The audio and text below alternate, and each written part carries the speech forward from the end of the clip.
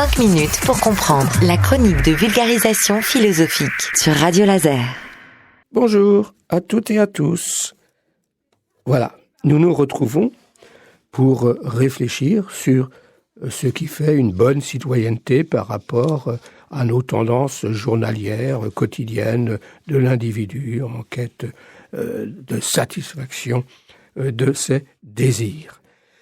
Eh bien, la question de la légitimité des élus ou des électeurs, eh bien, se distingue, comme on le sait, de la pratique quotidienne journalière qui est centrée plutôt autour du désir d'être pris dans plutôt le rapport aux choses dans une forme de consommation, mais pas toujours pour autant. Donc, à l'échelle locale, la légitimité des conseils municipaux fait toujours problème.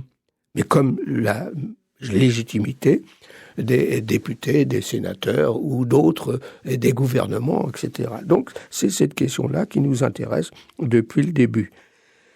Donc, les conseillers municipaux sont élus directement par les électeurs de la commune, c'est-à-dire ceux qui sont inscrits sur les listes électorales et qui sont donc ici... faut bien comprendre qu'une commune, quand même, dans le cadre structurel d'aujourd'hui, est une entité autonome, mais qui est toujours en relation avec des instances intercommunales qui, elles aussi, ont des pouvoirs par rapport à la commune sur le territoire et les citoyens de la commune. Donc ici se pose un problème de la légitimité de la commune par rapport à l'intercommunalité.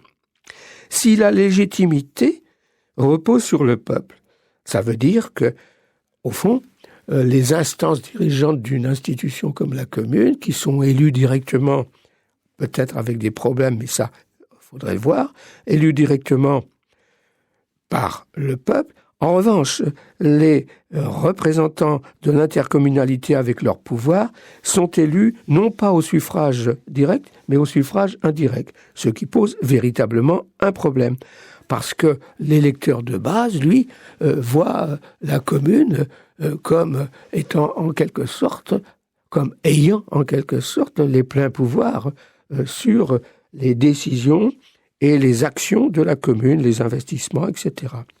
En fait, non, puisque certains impôts, par exemple, sont imposés par une intercommunalité, ce qui repose la question de la légitimité des conseils municipaux, qui sont en quelque sorte réels, ils sont prévus par la loi, mais ils n'ont pas exactement tous les mêmes pouvoirs sur la vie de la commune, puisque certains, par exemple, si on prend notre commune sur une commune comme Guichin, on s'apercevrait que certaines constructions ou autres relèvent de l'intercommunalité, comme par exemple la piscine.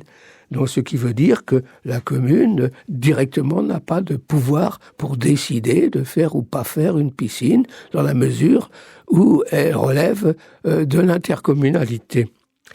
Donc, les décisions qui sont élaborées entre les communes et donc qui sont nécessaires pour certaines infrastructures et certaines décisions même au niveau d'orientation d'action pour la jeunesse, par exemple, pour le sport, pour certaines activités.